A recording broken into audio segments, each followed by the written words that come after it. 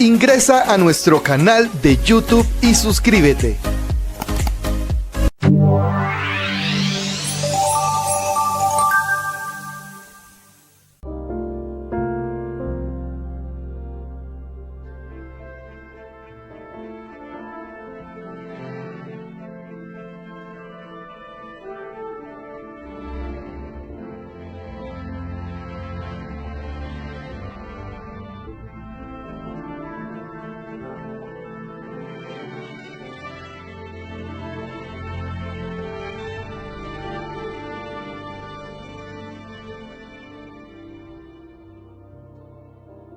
Y así estamos comenzando un programa más de Biblia Fácil.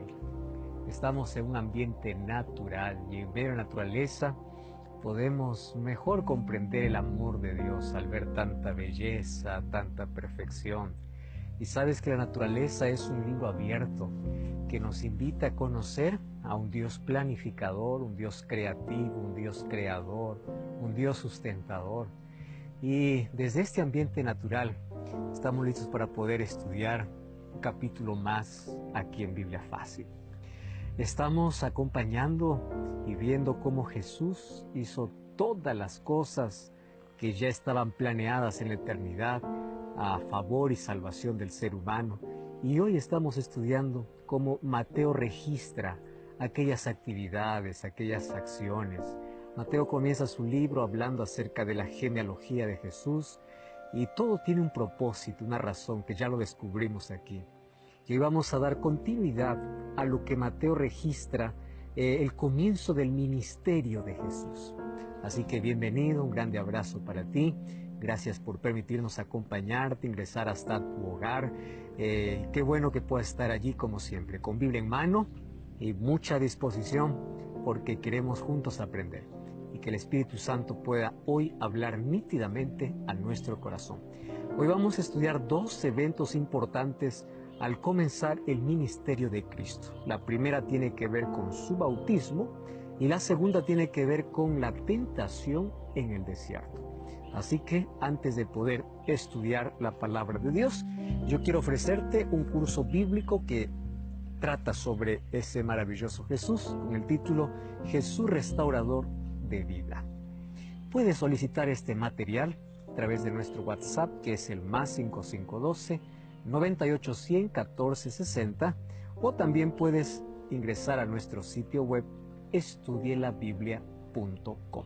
Allí puedes solicitar este material y que sin duda va a fortalecer tu vida, va a enriquecer tu conocimiento y sobre todo tu relacionamiento con Jesús. Hablar acerca del bautismo para nosotros hoy significa el inicio público de nuestra entrega, de nuestro compromiso con Dios. Mas, ¿por qué Jesús tuvo que hacerlo? ¿Por qué razón? Y Jesús también fue tentado. Sí, sabemos que la tentación no es pecado, ceder a la tentación sí lo es. Mas allí vamos a descubrir cómo es que Jesús venció la tentación. Y Él fue tentado siempre, solo que después de su bautismo fue la tentación más fuerte, donde Satanás se presenta de manera directa para poder desviarle del plan que tenía, de la misión que tenía, del objetivo que tenía, que era de salvar a la humanidad. Muy bien, entonces si estamos listos para nuestro estudio de hoy, queremos orar y queremos pedir que el Espíritu Santo hable para nuestro corazón. Vamos a orar. Querido Dios, te damos gracias por esta linda oportunidad, en este ambiente fresco, en este medio natural, poder estar listos para poder abrir tu palabra. Gracias por las personas que están allí del otro lado de la pantalla, viendo este programa, a través de la TV o escuchando a través de la radio, o probablemente personas están allí en las redes sociales para poder comprender también el plan que tienes para su vida. Danos tu bendición, que tu Santo Espíritu nos guíe, nos use, y te pedimos que puedas hablar a nuestro corazón en el nombre de Jesús. Amén. ¿Sabes que era durante los días de la estadía de Jesús en Nazaret cuando Juan el Bautista apareció predicando en el desierto de Judea? Desierto árido, desierto profundo, desierto triste. Claro, era desierto, pero no enteramente despoblado. En ese desierto habían 6 ciudades o pequeñas aldeas. Una de ellas era famosa, por ejemplo, Engadi. Engadi fue el lugar donde David encontró refugio, protegiéndose de la persecución de Saúl. Y también fue en Engadi donde le perdonó la vida, cuando entró solo en la cueva, mientras Saúl estaba allí con sus hombres, o mientras David estaba con sus hombres refugiándose. David le perdonó la vida a Saúl, fue allí en Engadi. Y allí en Engadi también recibió la mala noticia de la muerte de Samuel. Y de allí dice que David huyó para Parán. Claro, más seguro es que allí fue donde lloró la muerte de Samuel, y es allí donde escribió el Salmo 121, donde dice: alzaré mis ojos a los montes, ¿de dónde vendrá mi socorro? Mi socorro viene de Jehová, que hizo los cielos y la tierra. Bueno, es ahí donde aparece Juan el Bautista. Él nació y creció en las proximidades del desierto de Judea, en Hebrón, allí entre los montes de Judea. Y Mateo capítulo 3, versículo 1 hasta el versículo 3, habla acerca del mensaje que traía, con tono alarmante y firme. Y él decía así: arrepentíos porque el reino de los cielos se ha acercado. Y esta era una proclamación sin miedo. Juan sabía que el pueblo y sus dirigentes eran poderosos. Con el poder político, los dirigentes podrían colocarlo en la cárcel o hasta podrían matarlo. Y el pueblo también tenía poder como para apedrearlo. Pero Juan sabía de que todos ellos eran pecadores y que necesitaban de arrepentimiento. ¿Por qué esconder un mensaje tan firme, tan fuerte, tan actual? Además sabía que la única puerta de entrada para el reino de los cielos era el arrepentimiento. Por eso es que su mensaje era urgente y su llamado era que todos tenían que arrepentirse. Ahora fíjate, aunque la conciencia siempre acusa de pecado, el arrepentimiento no es algo espontáneo. Es siempre la respuesta a una invitación divina. Y tiene que ser una respuesta sin rebelión, porque la rebelión contra Dios es el pecado más común en el ser humano. ¿Sabes que los oyentes de Juan el Bautista conformaban un pueblo que era rebelde, un pueblo que era duro, un pueblo que estaba alejado de Dios y aún así pretendía servir a Dios? Por eso es que Juan decía: ustedes tienen que arrepentirse, y arrepentimiento es: vuelvan a Dios. Ustedes piensan que trabajan para Dios, sin embargo están lejos de Dios. Ahora, el arrepentimiento es una forma genuina de poder ver nuestra realidad, de poder mirarnos sin autosuficiencia, sacar de nuestro corazón el egoísmo, la altivez, mirarnos de una manera genuina. Y cuando nos miramos a nosotros mismos con arrepentimiento, entonces vemos nuestra realidad, o sea, vemos quién realmente somos. Y es allí donde pasamos de lo confuso a lo cierto, de lo borroso a lo nítido. ¿Qué cosa descubrimos? Que somos pecadores y nos vemos como pecadores. Eso es arrepentimiento. Salmos capítulo 51, versículo 3, David decía: yo reconozco mis rebeliones, estaba arrepentido. Y él dice: mi pecado está siempre delante de mí. Él no está responsabilizando a otros por sus faltas. Él está viendo su propia culpa. Él no está justificando el pecado. Él se está arrepintiendo. Entonces, el arrepentimiento es una forma diferente de vernos a nosotros mismos. Pero ese cambio lo produce solamente el Espíritu Santo. Porque es el Espíritu Santo quien trae la invitación al arrepentimiento. Y Él mismo es el que limpia aquellos vidrios sucios de la ventana de nuestra vida para que podamos ver claramente nuestro interior, para que podamos verlo sin distorsiones. Entonces, cuando uno está arrepentido, pues se cree mejor que los demás, está siempre juzgando a los demás, porque cree que es mejor que los demás. Pero cuando uno está arrepentido, mira su realidad, busca perdón, es más humilde y busca el cambio. ¿En quién? En Cristo. Entonces, el pueblo necesitaba arrepentirse. Juan comprendía esa urgencia, pero el anuncio de Juan añadía una emoción de urgencia. Y él decía, el reino, que hasta ahora era una cuestión del futuro, ya está presente, ya está en su tiempo. Por eso dice Juan, el reino de los cielos se ha acercado. ¿Y por qué menciona eso Juan? Claro, es que existía una prueba. ¿Y cuál es la prueba? Juan dice así, en Mateo capítulo 3, versículo 3, dice, Él es de quien profetizó Isaías. ¿Y qué cosa profetizó Isaías? Como voz que clama en el desierto, prepare el camino del Señor y endereza su vereda por donde pueda llegar. Ahora, de acuerdo con la costumbre de aquellos tiempos, la preparación del camino se realizaba cuando un rey estaba por llegar a alguna parte de su reino. Y Juan el Bautista, él anuncia la llegada del reino de los cielos. Mateo lo coloca como la llegada del rey.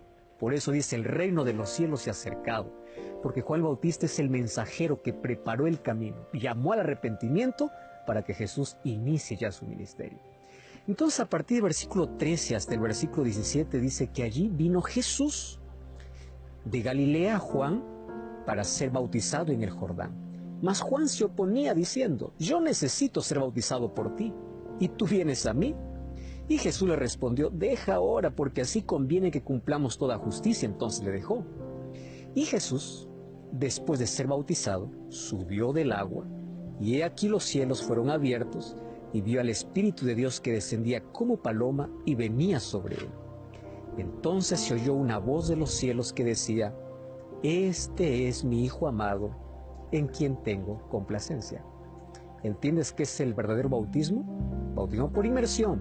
Jesús subió del agua. Para subir del agua, ha tenido que ingresar al agua, sumergirse en el agua. Bueno, la noticia de que Juan estaba predicando se extendió por toda la región.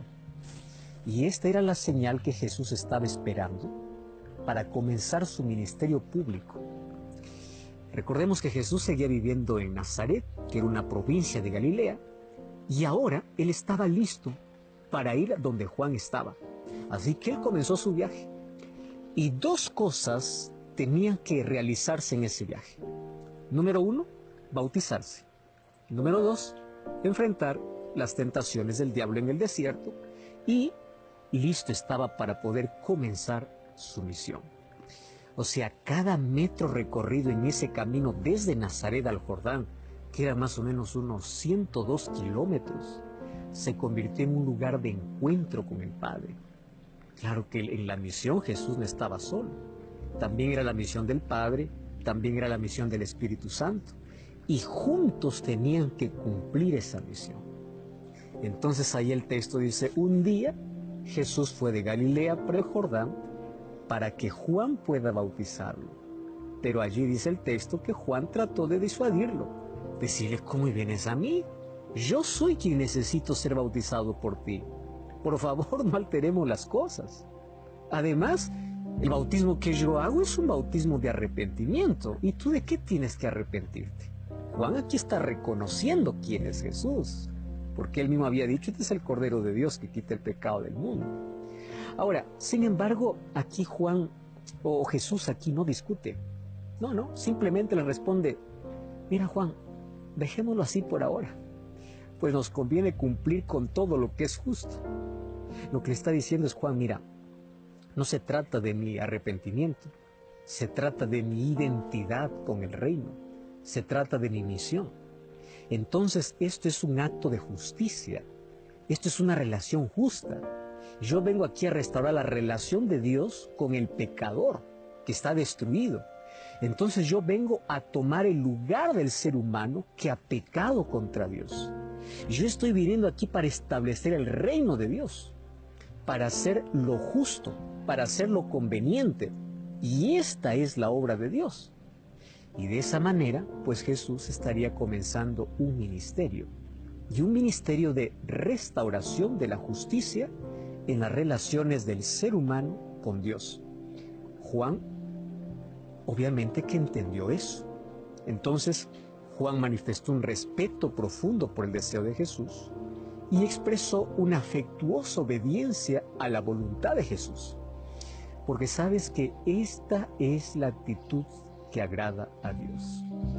Desde los tiempos más antiguos, cuando Dios mismo dice que prefiere la obediencia antes que los sacrificios, hasta los tiempos más modernos, cuando Dios sigue prefiriendo la obediencia más que las palabras, más que las intenciones. Obediencia. Eso es la marca de fidelidad. Entonces, es allí donde Juan le permitió. Y claro que hubo emoción en el corazón de Juan el Bautista, porque él está entendiendo todo lo que ocurre. Después de ser bautizado, Jesús sube del agua, la multitud está observando, y allí los seres celestiales también participan. Se abre el cielo, el Espíritu Santo y el Padre manifiestan su aprobación. Y dice que desciende el Espíritu Santo en forma de paloma y se posa sobre él. Y el Padre no calla y se escucha una voz que se dice: este es mi Hijo amado, estoy muy complacido con él. Su voz era tan clara, tan distinta y sin confusiones. Ahora, no produce pánico, tampoco hay temblores en el suelo, ni la gente se cae, nada de eso. Solamente hay un ambiente tranquilo, de serenidad, de seguridad, de alegría. Porque es eso cuando está la presencia de Dios. No es un éxtasis emocional, no hay extravagancia, no hay bulla. Porque cuando está Dios hay alegría serena, hay plenitud profunda y amplia. Pero esto no sería siempre, obviamente, porque en el ministerio de Cristo, Cristo mismo tendría que enfrentar el pecado y su consecuencia. Pero en ese momento del bautismo, cuando aparecieron el Padre, el Espíritu Santo y Jesús estaba siendo bautizado, todo era un ambiente calmado y tranquilo. Y de allí dice que Jesús es conducido para el desierto. Ahora mira qué interesante. Jesús fue bautizado y Jesús no cometió pecado. ¿Y qué representa el bautismo? ¿Sabes qué? El libro de Romanos capítulo 6, versículo 1 al 4 dice que aquel que es bautizado participa de la muerte y la resurrección de Cristo. Por eso es que todos necesitamos pasar por esa experiencia. Esa experiencia es el comienzo, no es el final. Hay algunos que piensan: ya me bauticé, ya estoy listo, ya estoy preparado. No, es el comienzo. Por eso es considerado como un nacimiento, el nacimiento de agua. Jesús no necesitaba nacer de nuevo, pero Jesús necesitaba comenzar su ministerio. Nosotros sí necesitamos un nuevo nacimiento. Nosotros sí necesitamos arrepentimiento y necesitamos marcar un hito. Y ese hito es un compromiso público. Y ese compromiso público se hace a través del bautismo. A través del bautismo uno entrega su vida a Cristo de manera pública, porque el Espíritu Santo ya estuvo trabajando de manera silenciosa. Sin embargo, ese comienzo es tan importante en la vida. Por eso tú que ya estás estudiando la Biblia, tú que ya conoces, tú que estás postergando esta decisión, pues yo te invito en este momento a seguir el ejemplo de Jesús y a tomar el bautismo verdadero. ¿Y cuál es el bautismo verdadero? El bautismo por inmersión. Jesús fue hasta el Jordán. Jesús fue sumergido. Jesús subió del agua. O sea, el bautismo real y verdadero es por inmersión. No es por aspersión. No es que solamente te mojan un poco la cabeza. No, es un acto consciente. No es que los padres deciden por ti. Es un acto voluntario. Es un acto libre. Y si tú quieres comenzar esa experiencia con Dios, ese compromiso de manera pública, pues que nada te detenga. Porque de esta manera también Jesús nos enseñó. Así como Él comenzó su ministerio, nosotros podemos comenzar una nueva vida. Por eso dice el apóstol Pablo: de modo que si alguno está en Cristo, nueva criatura es. Las cosas viejas pasaron y he aquí todas son hechas nuevas. El momento que ingresamos al agua y el momento que salimos de ella, aun cuando es apenas un símbolo de la muerte y resurrección de Cristo, nosotros nos levantamos para vivir para Cristo. No existe mayor ni mejor experiencia que esta. Si todavía no has pasado por esa experiencia, hoy te invito para que puedas tomar la decisión y verás que aunque la vida continúa siendo difícil, tú tienes la seguridad de las promesas de Dios y si perseveras hasta el final, Dios te dará una grande recompensa. Después que Jesús fue bautizado, inmediatamente Mateo nos cuenta que fue conducido por el Espíritu al desierto. ¿Más para qué? Para ser tentado. Ahora veremos la tentación de Jesús.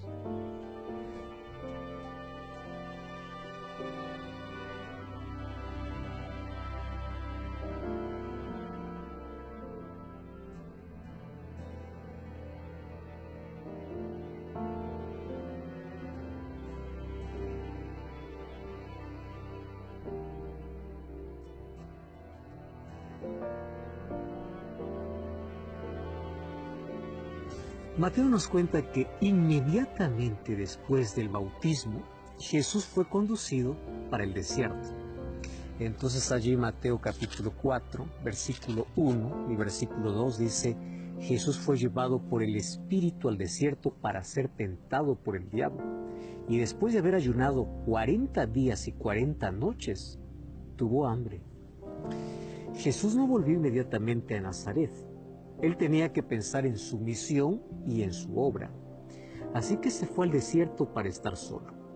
Solo allí podría meditar y planear todas sus actividades futuras. Además, él necesitaba realizar la preparación espiritual que toda obra grande o pequeña requiere. Ahora, la pregunta es si él lo necesitó, ¿cuánto más cada uno de nosotros, seres humanos, necesitamos a cada instante? Y aquí dice que ayunó por 40 días y 40 noches. Y el Espíritu Santo estaba con él, porque fue conducido por el Espíritu Santo y el Espíritu Santo lo acompañaba. Además, tenía un asunto que aclarar desde el comienzo de su ministerio. Y el asunto era tan serio, el diablo tenía que saberlo. No habría concesiones, no habría acuerdos. Y tampoco era posible mezclar el reino de Dios con el reino de las tinieblas. Así que el Espíritu Santo concordó con Jesús. Por eso dice que fue guiado, llevado por el Espíritu Santo. Bueno, Jesús estaba preparado para todo lo que viniera. Sin embargo, después de 40 días, obviamente tenía mucha hambre. Y ahí aparece el diablo, en la más extrema necesidad, como lo hace hoy con los seres humanos, en la más extrema necesidad. Porque pensó de que, obviamente, el hambre hizo que Jesús esté débil.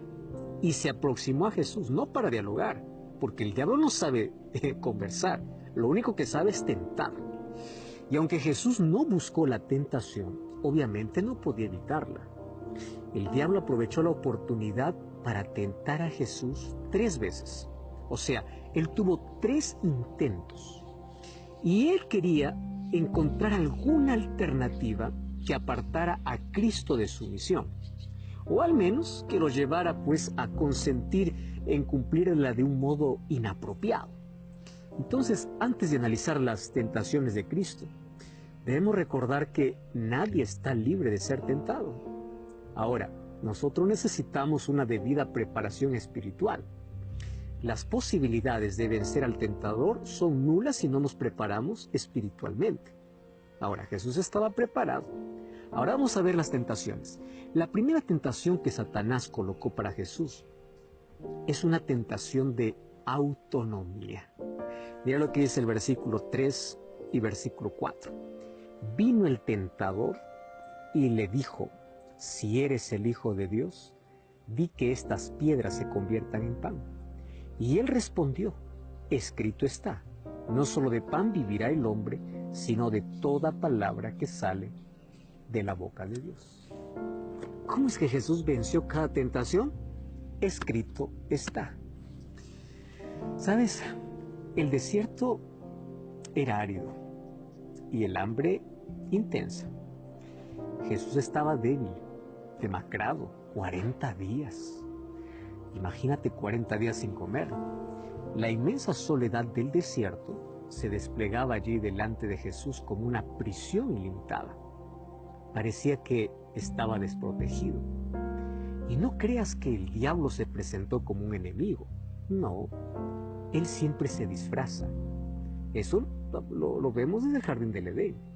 Así que el diablo se presentó como un ángel de luz, como un ángel del cielo, que traía un mensaje directo de Dios para informarle que su ayuno había terminado y que estaba allí de parte de Dios para ayudarlo, porque ahora tenía de comer. Claro, pero no le trajo el panecillo cocido sobre las brasas que el ángel dio para Elías en el desierto, para poder alimentarlo por 40 días y por 40 noches, según dice el libro de Primera de Reyes, capítulo 19. Tampoco le trajo el maná que por 40 años Dios dio para el pueblo de Israel. Lo único que trajo fueron dudas. Y allí Jesús pudo distinguir que no era un ángel que venía del cielo. Es todo lo que trajo, dudas.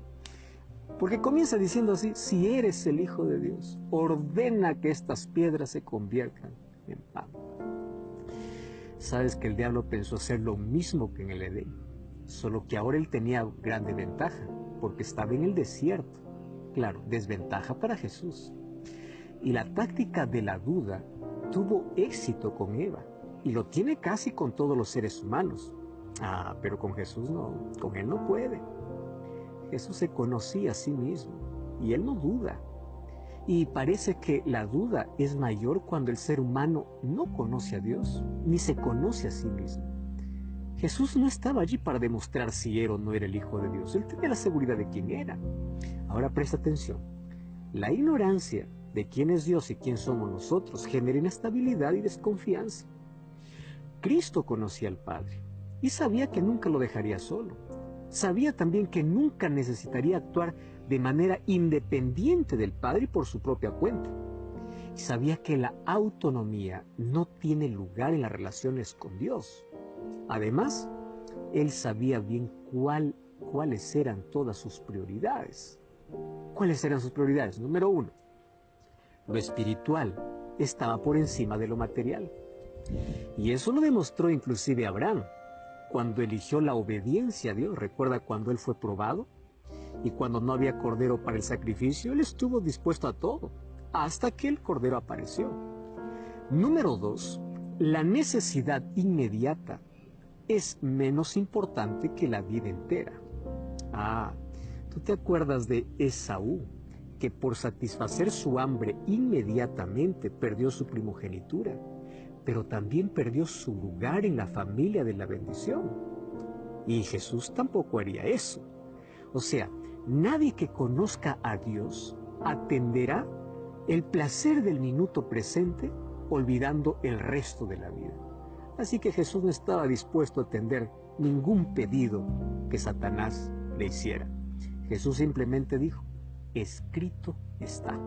Ni siquiera necesitaba crear o inventar una explicación, porque la Escritura ya lo tiene todo. Y ella, obviamente, es la que define el curso de nuestra conducta.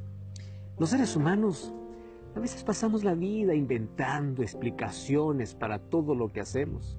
Jesús no. Él basa su conducta en la palabra de Dios. Escrito está. Punto. No hay concesiones. Así dice y así se hará. Muy bien. Ahora fíjate, Jesús, como estaba en el desierto con mucha hambre, obviamente que tenía necesidad física. Sin embargo, él colocó en prioridad el reino. Él colocó en prioridad su misión. Y obviamente que el hambre no podía controlarlo completamente, aun cuando lo tenía. Y ese poder para enfrentar eso está solo en Dios. Por eso, Mateo 4:4, Jesús dice: no solo de pan vivirá el hombre, sino de toda palabra que sale de la boca de Dios. Claro, el alimento material es importante. Debemos buscar el alimento material. No podemos vivir sin él. Pero la vida fue creada por la palabra de Dios y de ella depende nuestra existencia. ¿Recuerdas que David decía en Salmos 33:9? Él fue quien habló y todo lo creado estuvo en orden y todo quedó firme. Además, la palabra revelada de Dios, las sagradas escrituras, tiene una autoridad infalible en materia de creencia y de práctica. Y Dios es superior a todo y su poder no tiene límite. Él puede resolver las necesidades espirituales como también las materiales, porque Él tiene poder para hacerlo. Aquí Jesús está demostrando que Él no cede a tentaciones. Él está dispuesto a vivir siempre por la palabra que sale de la boca de Dios. Y la tentación del desierto, la tentación de la autonomía, no tuvo poder sobre Él. Hoy Satanás se aprovecha mucho de la necesidad de las personas y dice: desobedece a Dios. Finalmente, suple tu necesidad. Cuán bueno fuéramos que tomásemos la actitud de Cristo.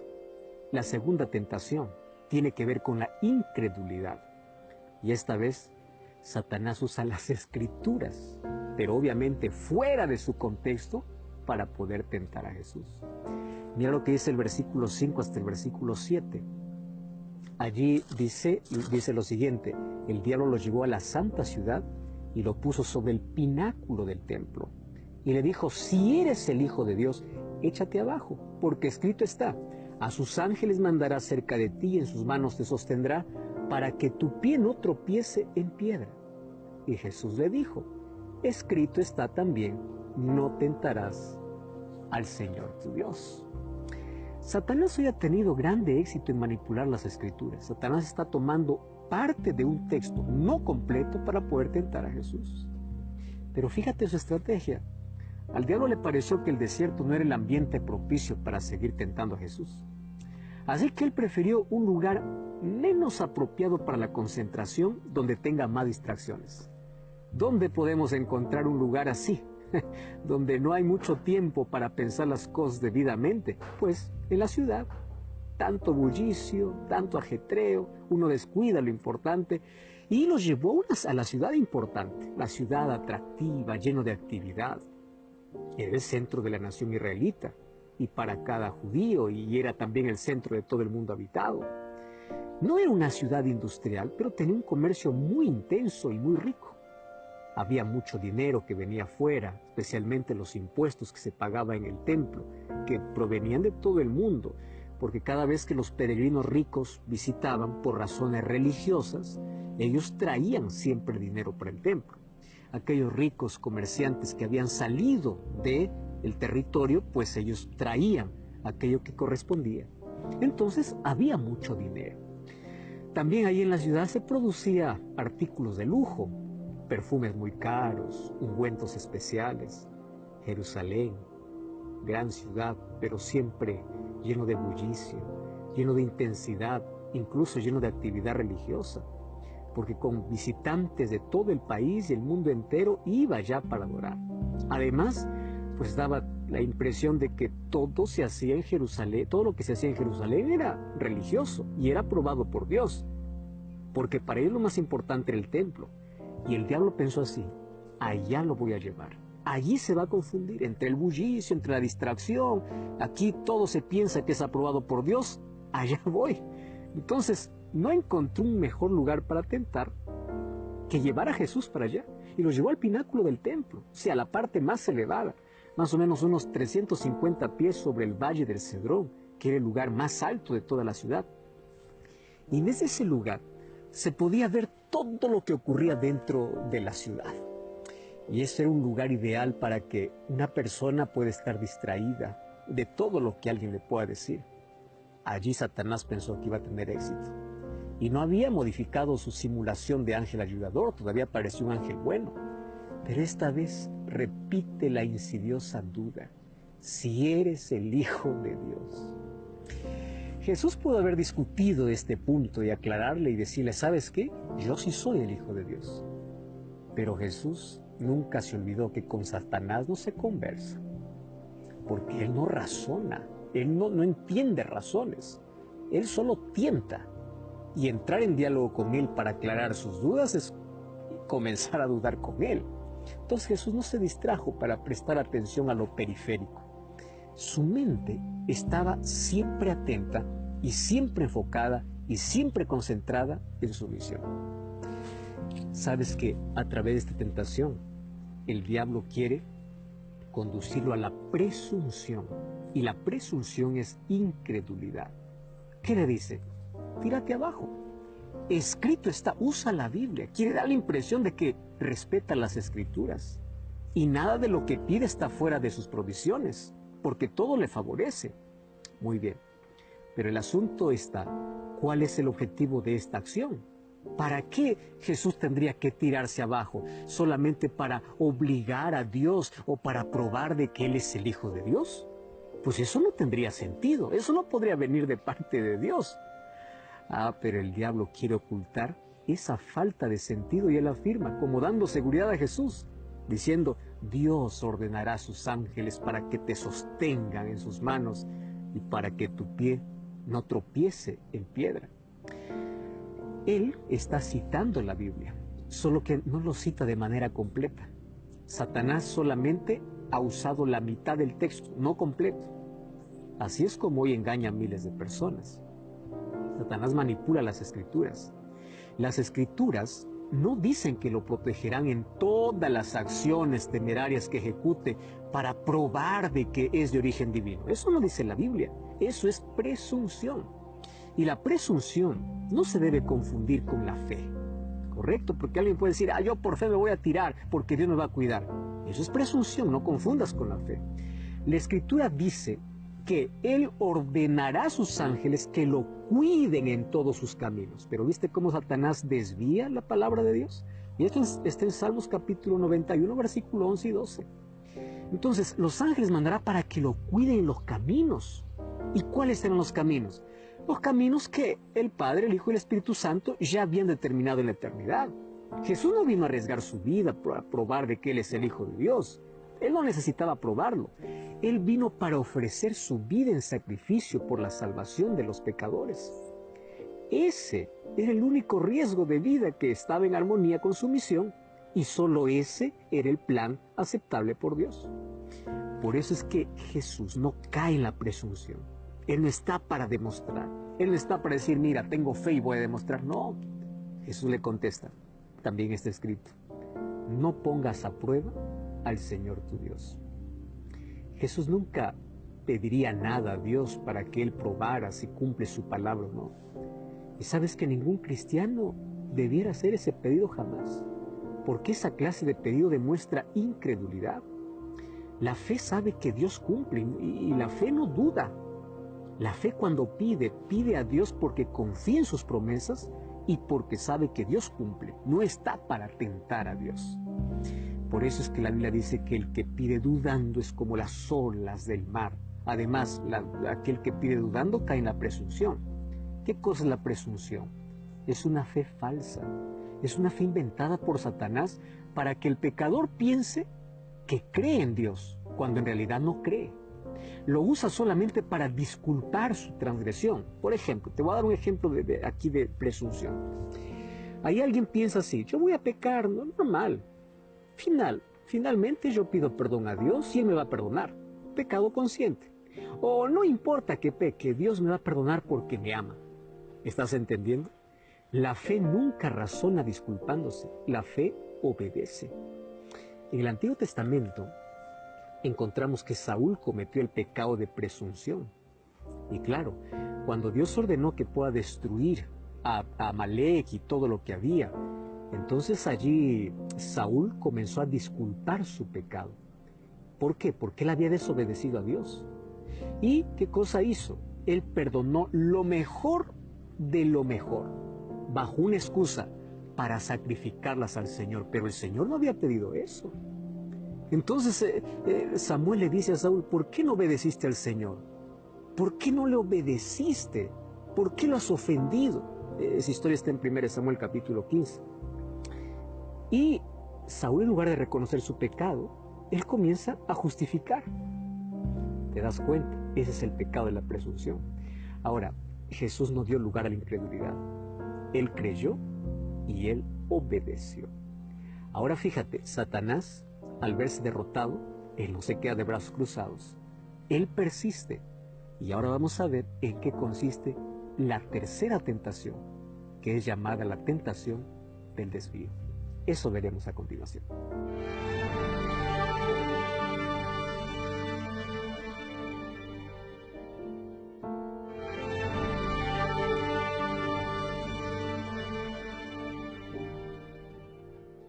La tercera tentación que Satanás hace para Jesús puede llamarse la tentación del desvío.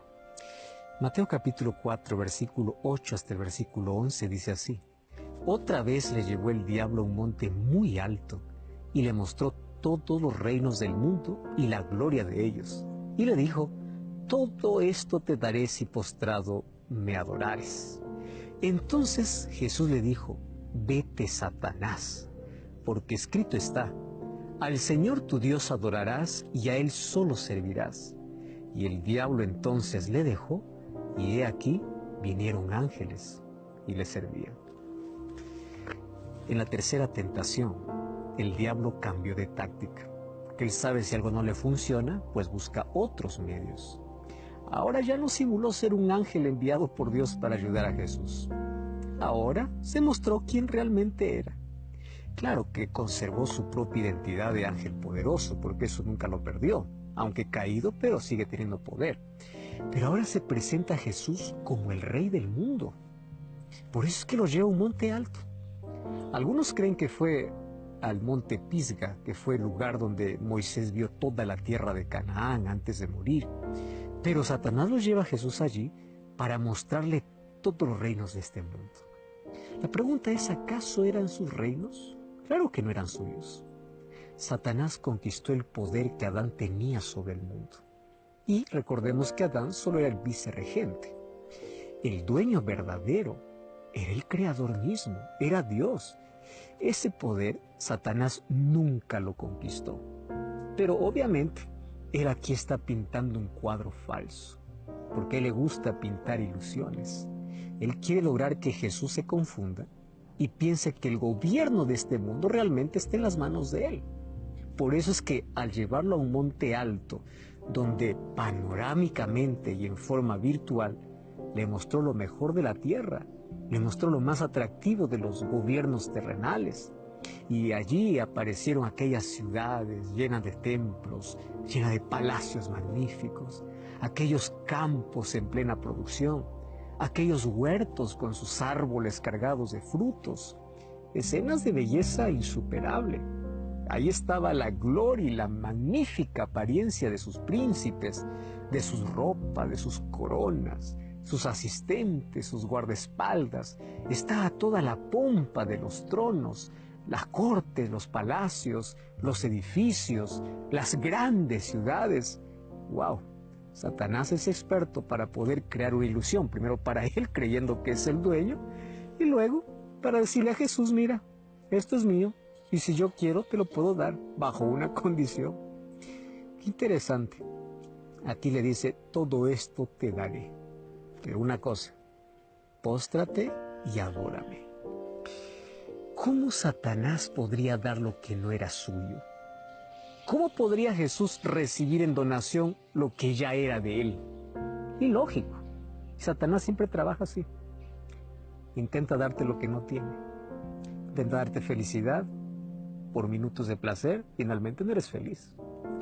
Y el intento de Satanás de dar a Jesús los reinos que no eran suyos revela quién realmente es: usurpador y mentiroso. Usurpador porque se apodera del poder ajeno, y mentiroso porque no puede jamás cumplir lo que promete.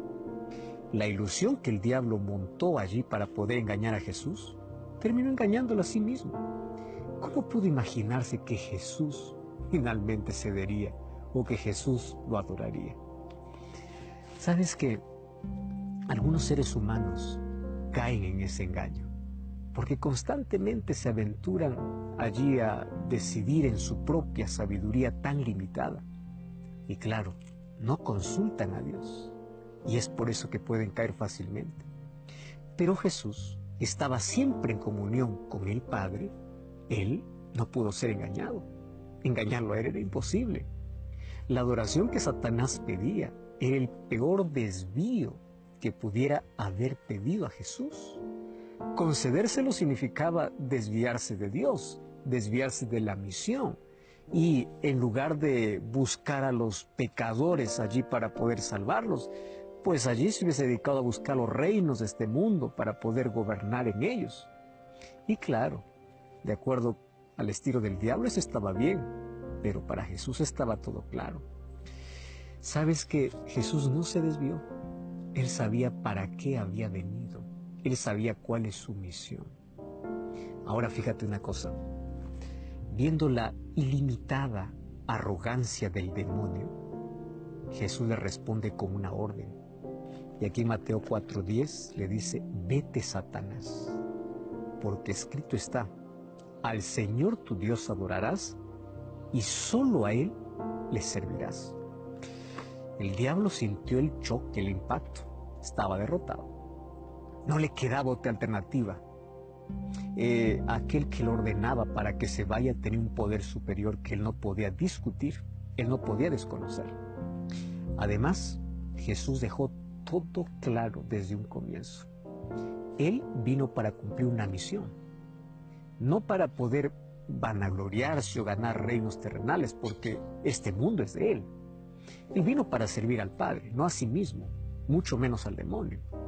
Entonces su ruta de servicio y de redención estaba marcada. Por eso es que Jesús no aceptó desvíos para salvar a la humanidad de otra manera. No sería por el camino fácil que Satanás le estaba ofreciendo. Primero porque el ofrecimiento de Satanás es falso. No hay camino fácil para salvar al ser humano. Su ofrecimiento era pura ilusión, puro engaño, era puro fraude. Y segundo, porque había una sola manera de lograr la salvación de los pecadores.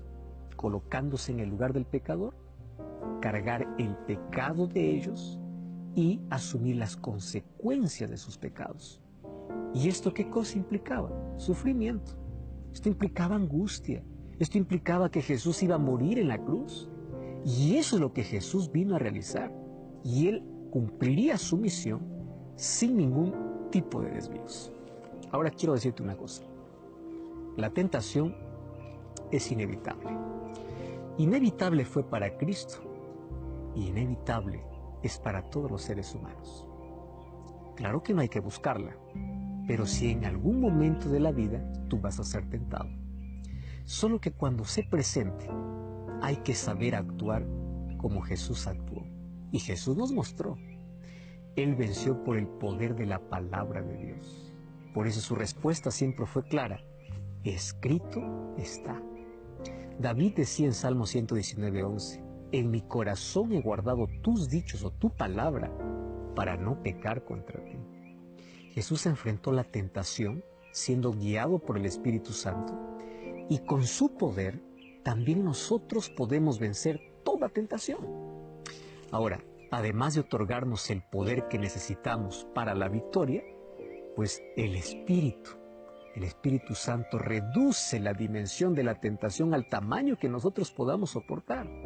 Eso dice el apóstol Pablo cuando escribe a los Corintios. 1 Corintios 10:13 dice, fiel es Dios que no os dejará ser tentados más de lo que podáis resistir, sino que dará también juntamente con la tentación la salida para que ustedes puedan soportar. ¡Qué aliviador es esto! Así que cuando la tentación te asalte, lo mejor es huir de ella. ¿Pero huir a dónde? Para escondernos con Cristo. Y cuando huimos de la tentación y de la corrupción que está en el mundo por sus deseos, por sus concupiscencias, es allí donde participamos de las promesas de Dios. Y es allí donde somos hechos participantes de la naturaleza divina, como dice 2 de Pedro 1:4. Y así quedamos preparados para vencer las siguientes tentaciones, aquellas tentaciones que siempre vendrán, pero cada vez que vences una, eres más fuerte para la siguiente. No cedas. Sabes que en la tentación hay que asociarse con el Espíritu Santo. ¿Sabes cuál es la manera simple de poder vencer la tentación? Orando. Cuéntale a Dios en una conversación mental lo que te está pasando. Entonces, cada paso de la tentación, cada sentimiento que te produzca la tentación, que la tentación despierte, cada emoción negativa que aparezca, en ese momento tú tienes que hablar con Dios. Ante la presión que nos empuja hacia el mal, ya sea interna o externa, o cada deseo que nos puede invadir, todo eso podemos soportar, no por nuestras fuerzas, sino cuando hablamos con Dios. Y así somos fuertes. Cuando nosotros oramos mentalmente, cuando nosotros contamos a Cristo, ¿sabes qué estamos haciendo? Abriendo la puerta de nuestra voluntad para que el Espíritu Santo tome el control de nuestra mente, para que nos pueda dar fortaleza, para poder ayudarnos. Él nos dará la fuerza que necesitamos. Él aumentará nuestras fuerzas en el grado de fortaleza que necesitemos para vencer. Y claro que al final vamos a vencer. Y aquí viene lo más lindo. Es que la sensación de la victoria que te deja después de haber allí vencido una tentación, cada vez te dejará una tendencia positiva para vencer la siguiente. cada vez será más natural abrirnos de manera plena y abierta en conversación total con Cristo. Y así, por el Espíritu Santo y por la fe, lograremos siempre ser victoriosos. Me encanta porque el último texto dice así, que el diablo lo dejó. Así también el diablo dejará cada cristiano que por la fe vive y actúe como Cristo. ¿Y sabes qué cosa hará Dios? Mandará siempre a sus ángeles para poder socorrernos, para poder ayudarnos en medio de nuestra mayor necesidad, porque hemos aprendido a confiar en Él. Todos somos tentados en la vida, todos pasamos por desiertos, todos pasamos por presiones, todos pasamos por adversidades, todos pasamos por dificultades, pero es allí donde nosotros tenemos que buscar a Dios. Y sabes que en la fortaleza divina encontramos nuestra victoria. ¿Sabes por qué Cristo venció la tentación? Número 1, para enseñarnos cómo vencerla. Y número 2, para reclamar su victoria. Él ya venció. Satanás es un enemigo derrotado. Él sabe que está derrotado. No unas tu destino con Él. Y a partir de hoy podemos ser victoriosos. 2 cosas aprendimos hoy. Lo primero, necesitamos un comienzo en la vida, o un recomienzo. Jesús, para poder comenzar su ministerio, lo hizo a través del bautismo. Y número 2, ante las tentaciones que Satanás coloque, podemos ser victoriosos. Ahora, yo te invito en el nombre de Dios, en primer lugar, a seguir el ejemplo de Jesús para ser bautizado. Hacer un compromiso con Dios. Jesús no lo necesitaba, pero el ejemplo nos dejó para que nosotros podamos tener un nuevo nacimiento, un recomienzo en Él. Número 2, ante las presiones y tentaciones de la vida, no cedas. No cedas. Busca a Dios en oración. Busca a Dios mentalmente. Y Él irá transformando aquello que para ti parece imposible. Sabes que Satanás es derrotado. Y como es derrotado, sabe que cuando tú te refugias en Cristo, Él no puede más molestar tu vida. Él podrá rodearte, Él podrá hacer lo que quiera, pero jamás podrá tocarte. Refúgiate en Jesús. Él es tu victoria. Él es tu salvación. Escuchamos esta linda música.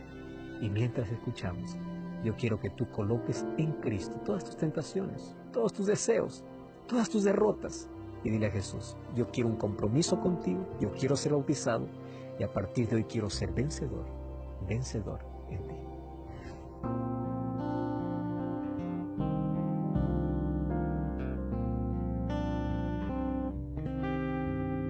Yo te seguiré, oh Cristo, donde quiera que estés, donde tú me guíes sigo, sí Señor, te seguiré, yo te seguiré, oh Cristo, tú moriste para mí. Aunque todos te negaren, sí Señor, te seguiré. Si me guías al gran río del Jordán, no temeré. Has pasado tu sufrido y gozoso seguiré. Yo te seguiré, oh Cristo, tú moriste para mí, aunque todos te negaren, sí Señor, te seguiré, yo te seguiré, oh Cristo, tú moriste para mí, aunque todos te negaren, sí Señor, te seguiré.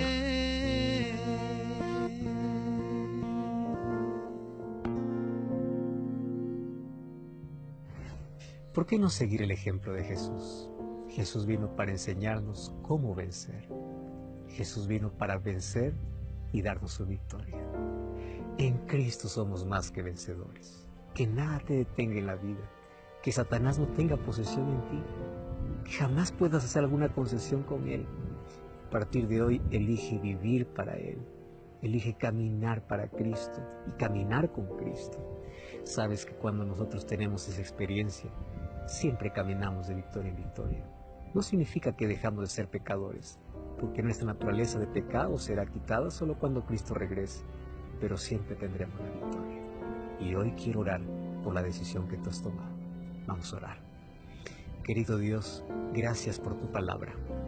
Gracias por enseñarnos en ella hoy dos cosas importantes. Ser un compromiso contigo público a través del bautismo por aquellas personas que aún todavía no lo han hecho. Y también nos enseñaste a enfrentar la tentación y a vencerla. Ayúdanos para que tu palabra esté siempre en nuestra mente. Ayúdanos a refugiarnos en ti y siempre a saborear la victoria, porque tú estás con nosotros. Acepta nuestra entrega en el nombre de Jesús.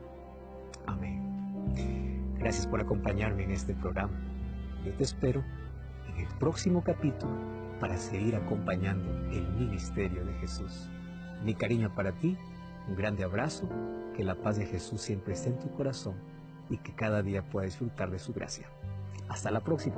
Dios te bendiga.